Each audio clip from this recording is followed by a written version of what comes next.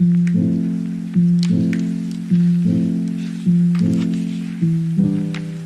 के इस वीडियो में मैं बात करूंगा आप लोग कैसे राइट ऑन टेक्स्ट क्रिएट कर सकते हो दाविंची रिजॉल्व में। राइट ऑन टेक्स्ट क्रिएट करने के लिए आप लोगों को इफेक्ट पे जाना है। इफेक्ट में जाने के बाद आप लोगों को टाइटल्स पे जाना है। टाइटल्स पे जाने के बाद आप लोग टेक्स्ट प्लस को अपने टाइमलाइन पे लाना। बट मैं इस टेक्स्ट प्लस को अपने टाइमलाइन पे इंसर्ट नहीं करूंगा क्योंकि मेरे पास ऑलरेडी एक प्रीसेट टेक्स्ट है, सो मैं उसे ही यूज करने वाला हूँ। अब हम लोग बढ़ते हैं अगले स्टेप की ओर। फर्स्ट हम लोग यहाँ पे कस्टम टाइटल से रिप्लेस करेंगे right on text.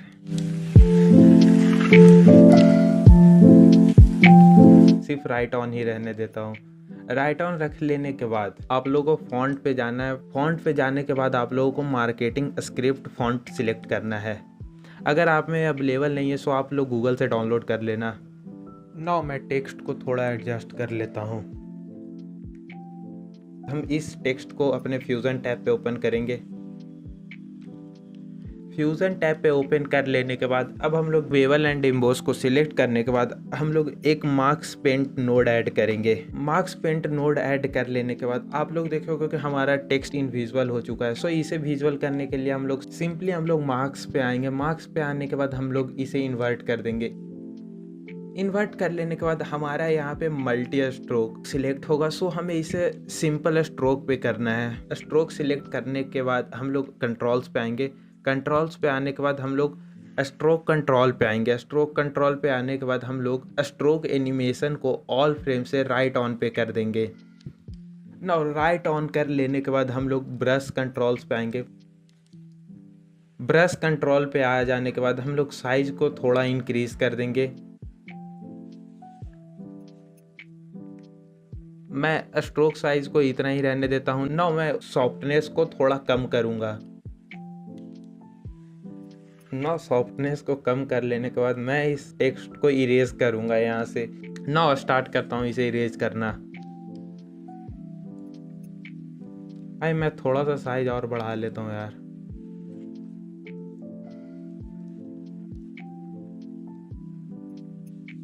Now erase कर लेने के बाद हम लोग मार्क्स पे जाएंगे। मार्क्स पे जाने के बाद जो हमने इन्वर्ट को सिलेक्ट किया था अब उसे हम लोग डीसिलेक्ट करेंगे। डीसिलेक्ट कर लेने के बाद अब हम लोग इस टेक्स्ट को प्ले करते हैं।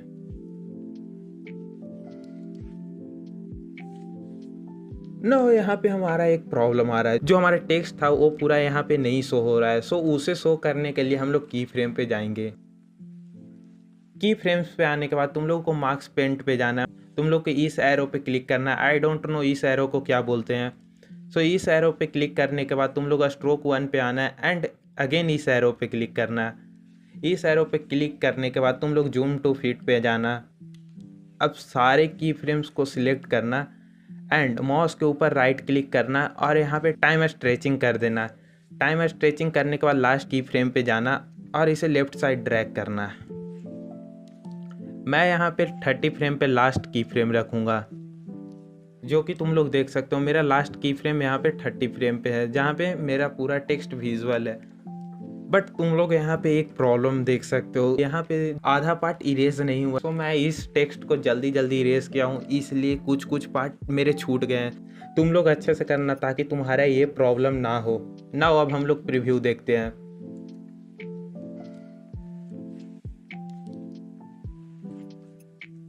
ना इस राइट ऑन टेक्स्ट को मैं थोड़ा सा और मॉडिफाई करूँगा।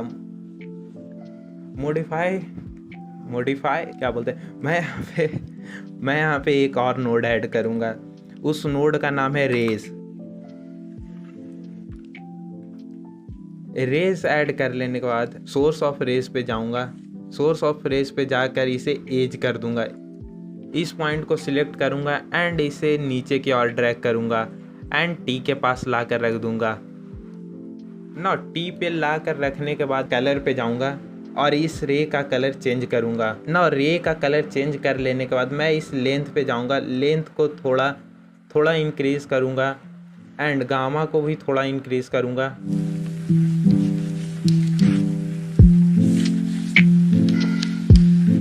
अब हम लोग एडिट पेज पे आते हैं एंड अपना फाइनल लुक देखते हैं।